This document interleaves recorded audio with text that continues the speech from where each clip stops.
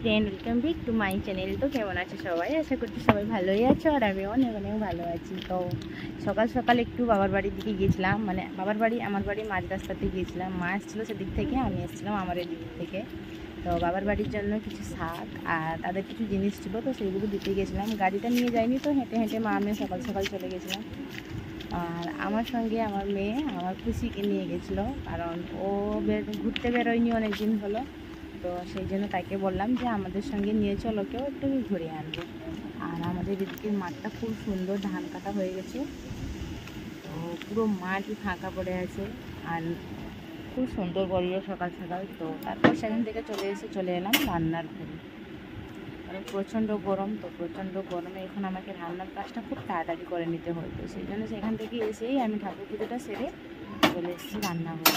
তো রান্নাঘরে আজকে বানাবো পুঁই শাকের চচ্চড়ি।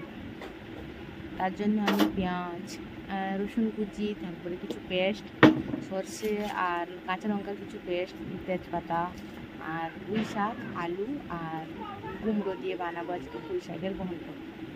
আরেকটা মশলা থেকে গেছে ওখানে, মানে আমাদের একটা মিট গ্যাস আছে, তো ওর মধ্যে মশলা থাকে, গ্যাসটা একটু দূরে, তো ওখান থেকে নিয়ে এলাম। এবারে আমি রান্নাটা স্টার্ট করছি আর তোমরা দেখতে থাকো।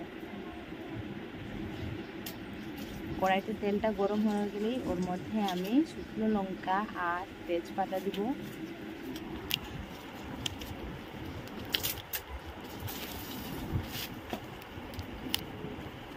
তখন ভয়েসটা এড করতে পারিনি, তো পরে ভাবলাম যে আমি ভয়েস এড করে, কারণ রান্না করতে করতে আমি ভয়েস এড করতে পারি না। ওখানে বাইরের লোকগুলো থাকে, তো ওরা যখন আমার আওয়াজটা শুনতে পাচ্ছে চলে এসে দেখি কী করছি না করছি। তো সেই জন্য আমি আগে ভিডিওগুলো বানিয়ে নিই, তারপরে এসে ভয়েস এড করে তোমাদের সঙ্গে শেয়ার করি। সব কিছু মশলা দেওয়া দেওয়ার পর আগে আমি রসুন কুচিটা দিলাম।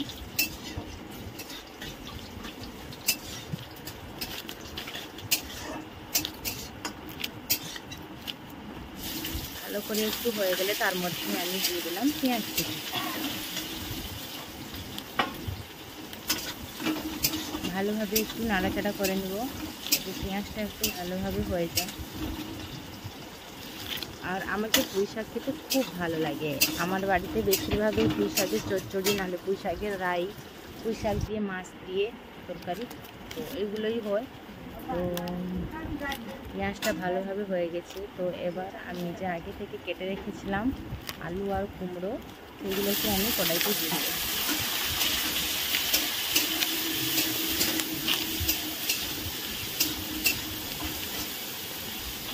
কড়াইতে দিয়ে ভালো করে নাড়াচাড়া করে নিলাম। তারপরে এর মধ্যে আমি ভালো করে একটু নেড়ে নিলাম। এর মধ্যে লবণ, হলুদ সব কিছু দিয়ে দিব। স্বাদ মতো নুন দিচ্ছি, তোমরাও সেরকম দাও স্বাদ মতন। আর এই রেসিপিটা খুব ভালো লাগে, কুমড়ো দিয়ে, আলু দিয়ে, পুঁই শাক দিয়ে আর পেঁয়াজ আর রাই দিয়ে যে পুঁই শাকের তরকারি খুব টেস্টি হয়। আমার তো খুব ভালো লাগে। তোমাদের কীরকম লাগে আমি জানি না, তো তোমরা সবাই অবশ্যই কমেন্ট করে জানাও তোমাদের পুঁই শাকের রেসিপি কীরকম লাগে। আমাকে পুঁই শাকের সব রেসিপি খুব সুন্দর লাগে খেতে। লবণ দেওয়ার পর হলুদ দিয়ে দিলাম।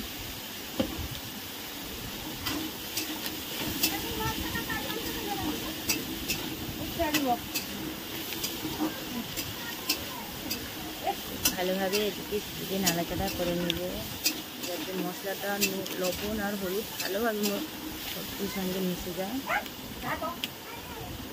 5 মিনিট এইভাবে রান্নাচাড়া করতে হবে, কারণ একটু ওখান থেকে একটু জল বেরিয়েছে, তো এটা শুকিয়ে গেলেই আমি এর মধ্যে পুঁই শাকটা ঢেকে দেবো।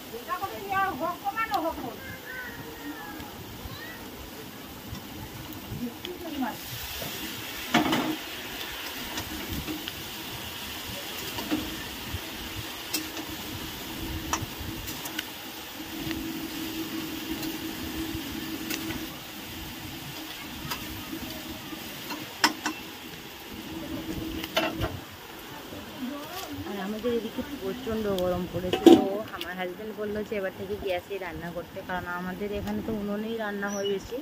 আর আমাদের ঘরে আমি কী করি বলতো, আমি গ্যাসেই ব্যবহার করি বেশি। ভাতটা রান্না করিনি, কারণ ভাতে গ্যাসটা বেশি খরচ হয়। তো সেই জন্য আমি উনানে ভাতটা আগে রান্না করে নিই, তারপরে তরকারিগুলো একটা একটা করে গ্যাসে রান্না করি। আর প্রচণ্ড গরমের জন্য আমার হাজব্যান্ড বললো যে গ্যাসেই ভাত রান্না করে, গ্যাসেই তরকারি রান্না করে, গ্যাসটা ব্যবহার করতে। এখন তো প্রচুর গরম, প্রচুর, মানে এত গরম এখানে পড়েছিল তোমরা ভাবতেও পারবে না। তো দেখলাম পুঁই শাকটা একটু মেল্ট হয়ে গেছে, তো এর মধ্যে আমি সর্ষে আর লঙ্কা যে পেস্ট করে রেখেছিলাম ওটা একটু ঢেলে দিচ্ছি। পেঁয়াজ আর সর্ষের যে রেসিপি তো এত সুন্দর লাগে এই তরকারিটা, মানে তোমরা ভাবতেও পারবে না। আরও এর মধ্যে পটল দেওয়া হয়, ঝিঙে দেওয়া হয়, বাট ওগুলো আমাদের বাড়িতে ছিল না, তো যেগুলো ছিল আমি সেগুলো দিয়েই রান্না করে নিয়েছি। একটু জল করে ওর মধ্যে দিয়ে দিলাম।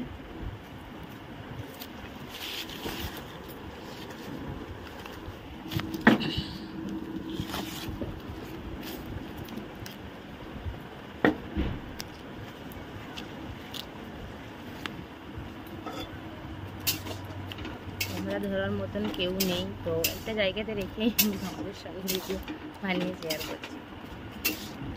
কারণ আমার মেয়ে তো খুব ছোট, আর আমার হাজব্যান্ড থেকে বাইরে কাজ করে, তো ক্যামেরাটা কে ধরবে বলো। তো সেই জন্য আমি একটা জায়গায় রেখে ভিডিওটা বানাচ্ছি। জানি ভিডিওটা ভালো করে কড়াইটা দেখা যাচ্ছে না।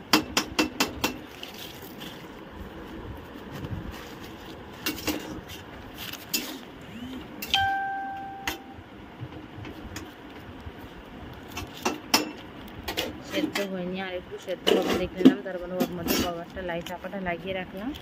আরও 5 থেকে 10 মিনিটের মধ্যে তরকারি রেসিপিটা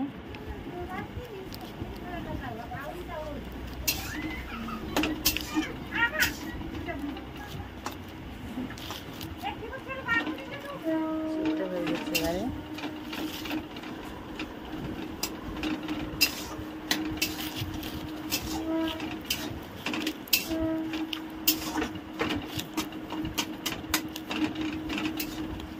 আমাদের ঘরে কী বলতো, আমি শুধু খেতে ভালোবাসি না, আমাদের বাড়িতে সবাই এগুলো খেতে ভালোবাসে। পুঁই শাকের তরকারি সবাই খেতে ভালো, সবাই পছন্দ করে বলতে। আর আমাদের এই পুঁই শাকটা আমাদের বাড়িতে লাগানো হয়েছে, আমার শ্বশুর উপরে যে আছে তাদের বাড়িতেও লাগানো হয়েছে। তো আমাদের এখানে সবজি বাগানো আছে, তোমরা দেখেছো, তো তাদের বাড়িতেই পুঁই শাক দিয়ে আজকে বানালাম। খুব টেস্টি হয়ে থাকবে। তো এক্ষুনি মুড়ি দিয়ে খেয়ে নেবো, কারণ ভাত রান্না হয়নি, আগে তরকারি রান্না করেছিলাম। তো রান্নাটা শেষ হলেই আমি মুড়ি নিয়ে বসে যাবো খেতে।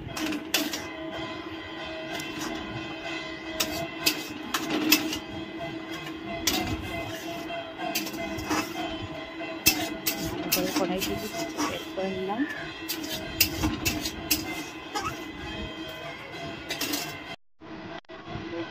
সুন্দর হয়েছে। Bye bye.